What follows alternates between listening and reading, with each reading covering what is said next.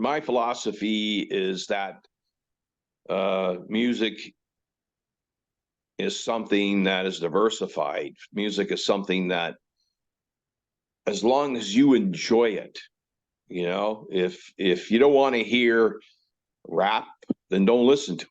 If you don't want to hear, pop music, don't listen to it. Then listen to what motivates you. What motivates you? What makes you get excited?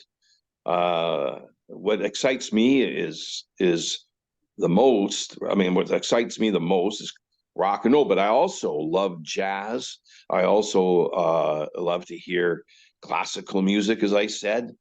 It's something that's whatever, it's within you, whatever gets you going, whatever makes you excited and happy when you listen to it. So that music's very important, as long as it makes you happy. If it's something that makes you upset or sad and you don't want to hear it, sometimes it's nice to hear, because it gives you all these emotions, music, right? And sometimes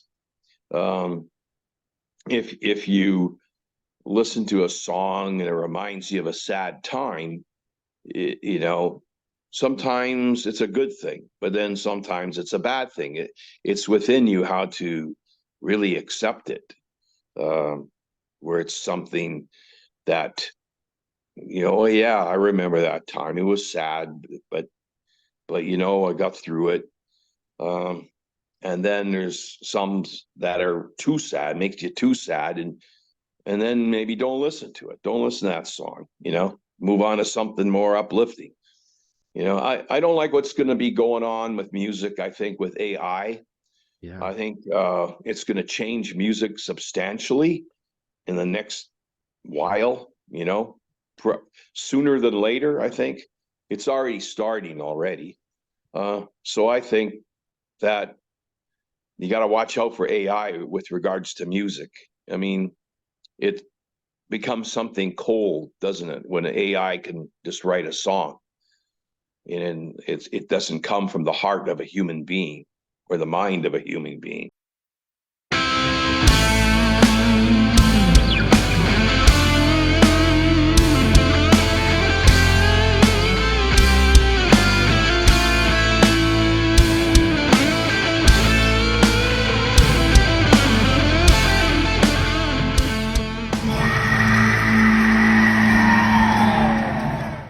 Listen to the Vibes. Welcome, everyone, to another episode of Listen to the Vibes. And I have to say, I'm very excited today because I have the one and only Thor on my show.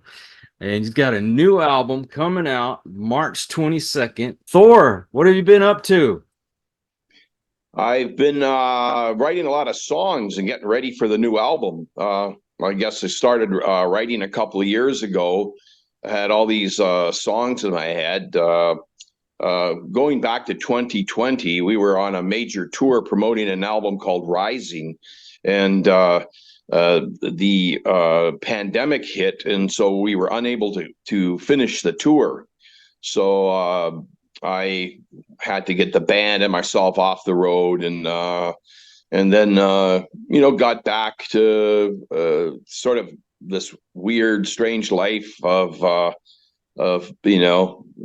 the pandemic and what we had to deal with, and so on and so forth. And then I got to writing because we had to hunker down, and I was just writing a lot of songs. And we did actually put another album out with a lot of guests on it called Alliance, and that came out in 2021. So we tried not to skip a beat, but then there was a couple of years where we really weren't on tour, and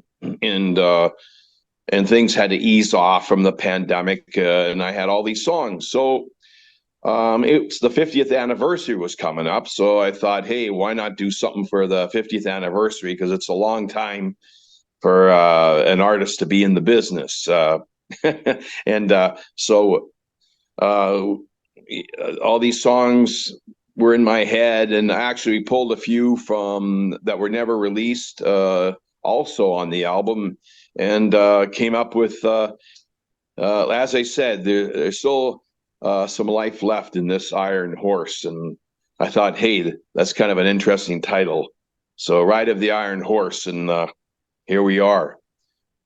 A lot of songs on there that are traditional Thor, and then you have some that sound a little more modern, plus got a little country twang to it.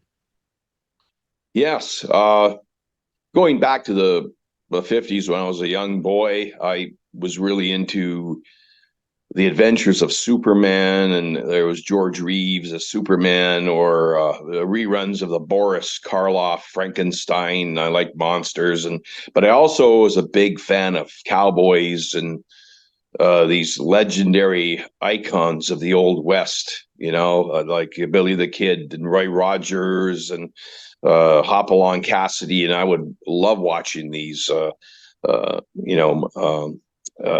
Series on television, and then also I liked country music a lot.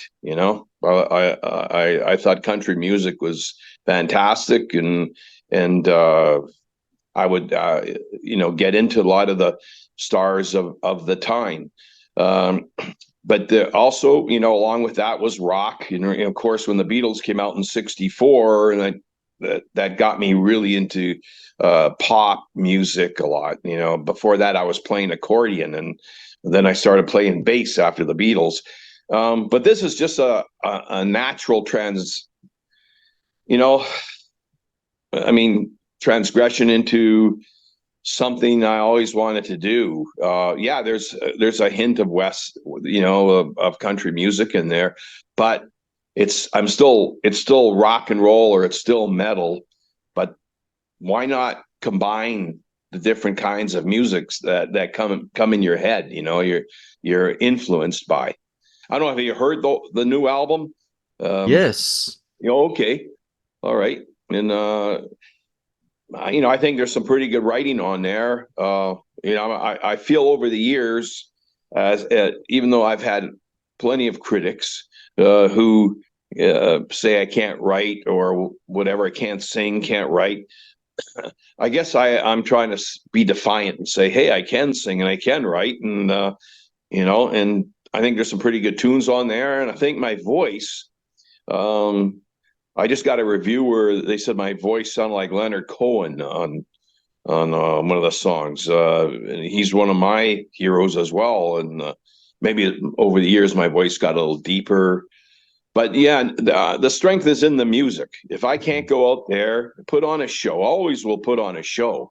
But if I can't entertain people with my music, where they're singing along and having a good time, well, then I shouldn't be in the business. I shouldn't rely on,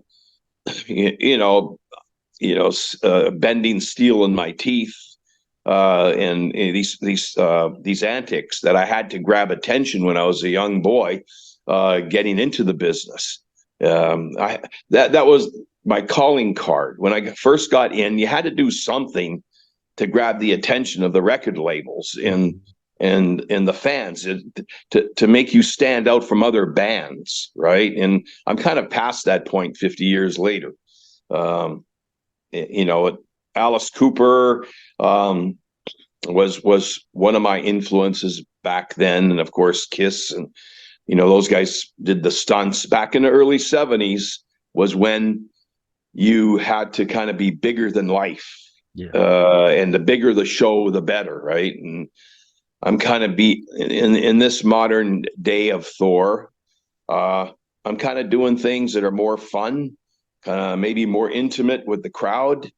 And I'm still going to put a show on. Like I said, I promise that it's a show you won't forget. But there's going to be a lot of good music. I guess when you're singing a song, it's just whatever comes out. Like, I'm not trying to think, hey, I've got to make this Thor style. It's however the song comes out of my vocal cords. And sometimes it comes up lower, or sometimes I hit it higher, but it's fun to be in the studio and sort of, see or hear how your song comes out after you create it. Like, you write it and you put the lyrics down on paper, but how does it sound when you finally go into the studio and record it? That's a fun process to me. You had a real bluesy song on there that I enjoyed. I think you had a little slide guitar going, and how'd you come up with that? Well, I think if you go back, I mean, Led Zeppelin was a blues band. Hmm. Uh, Black Sabbath was a blues band in the beginning, and they evolved into more heavier sounds and metal. And I think in metal there's still some blues, and I like Steamroller Blues by when Elvis did it, right? And so I like all kinds of music. I guess I can't say that I only like metal or only like rock. I like classical music. I like blues. I like country. You know, um, you know. I think you'll even hear some rap on there.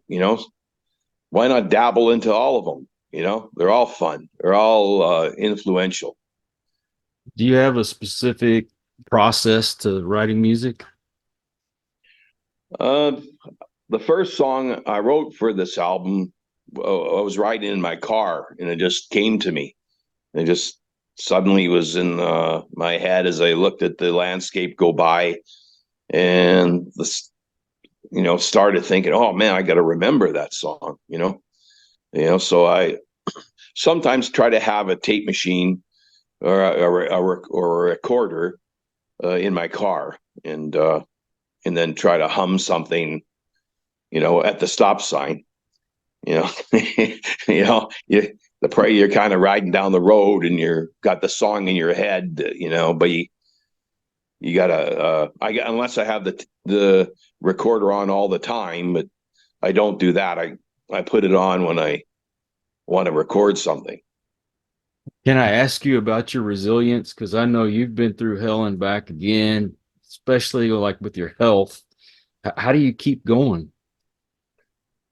I just say believe in yourself, and I don't know. Music makes me keep going. When I hear the music, like when I was rehearsing the other day, and I heard the music, all of a sudden it's like an elixir, like a lightning bolt shooting through me. I just start going wild.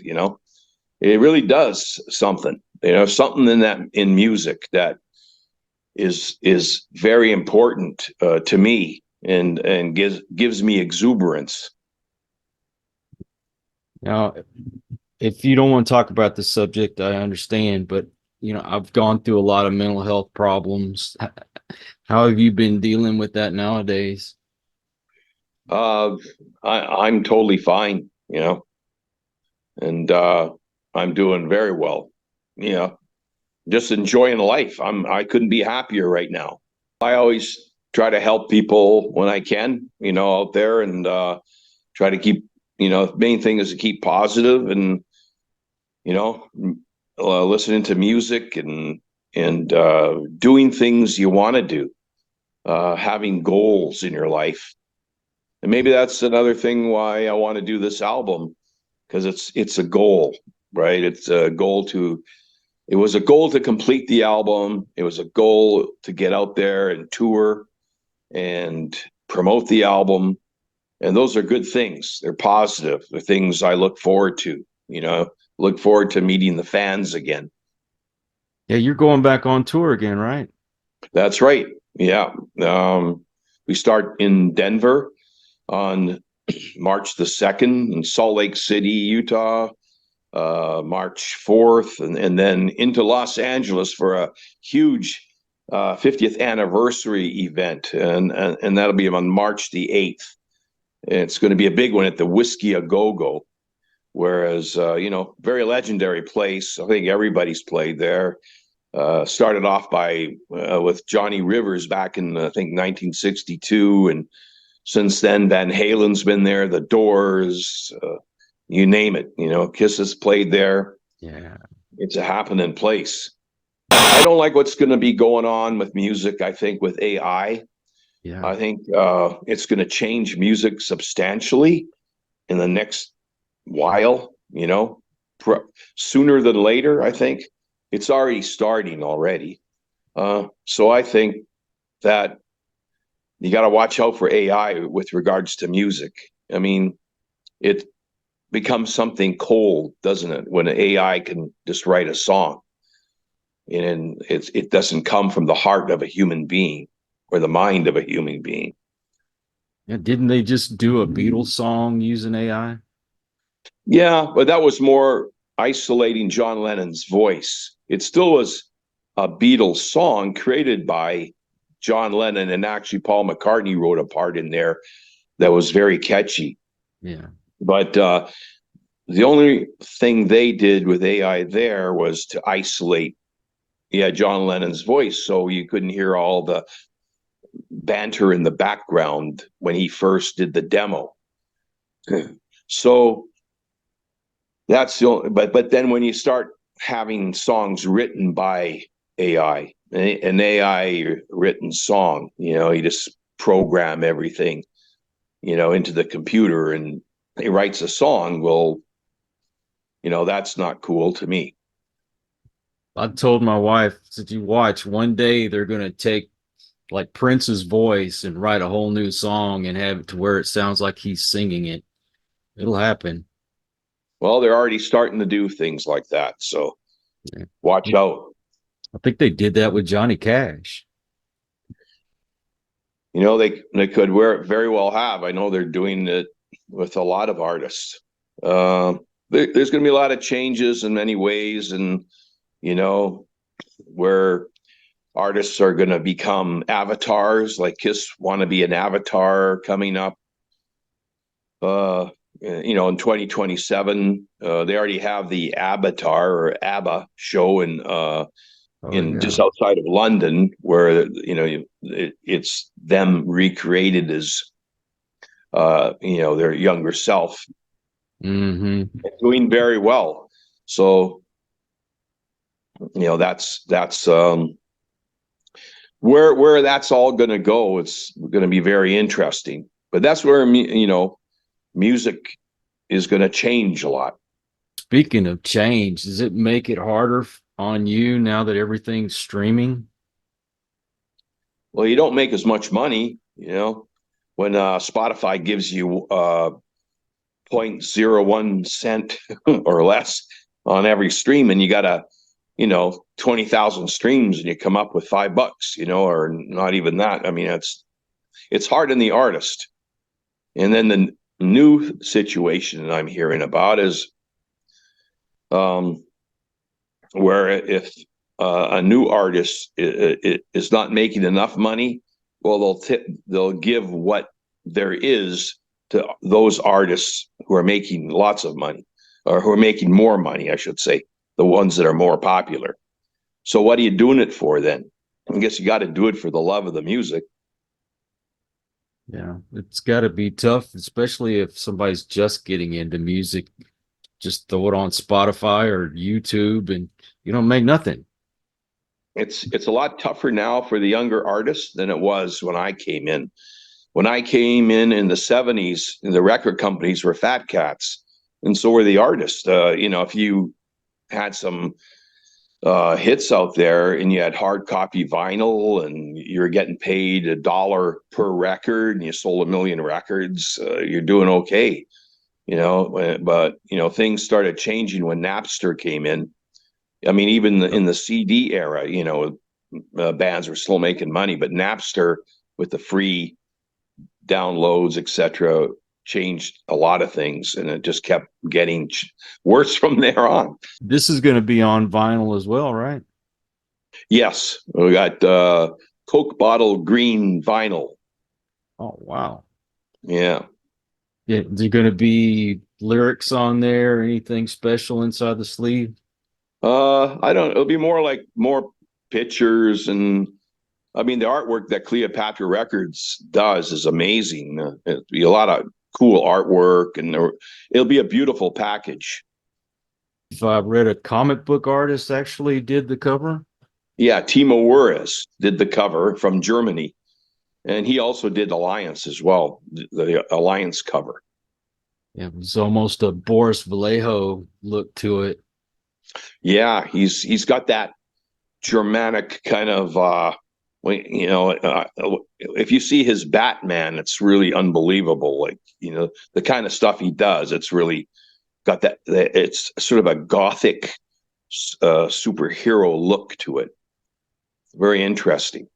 But yeah, I see what you're saying for Zeta and Boris, Yeah. that kind of thing. Yeah. What's y'all's website? It's thorcentral.net. All right, THORCENTRAL.net. Thorcentral.net. It's got all kinds of oddities and information on there. And what social media are y'all on? We're on Facebook. You can find us, John, JON-MIKL, Thor, Thor the band page. Yeah, we're out there. You just Instagram, we got Instagram, even TikTok right now. Well, I will get those links and put them in the description to make it easy for folks to find you. Thor, thank you so much for coming on my show. I can't tell you how much this has really been an honor. Thank you, Kyle, for having me on the show. I feel I'm there in Texas with you. Well, if you do another album, come back, man. I would love to talk about it. That sounds wonderful. I appreciate that. And I also want to thank all you folks out there. If you are new to the channel, I hope you'll come back. Hit that subscribe button for my regulars. You guys are awesome because you make it possible for me to do this. Until the next one, everyone, please take care. Be kind to one another. God bless and peace.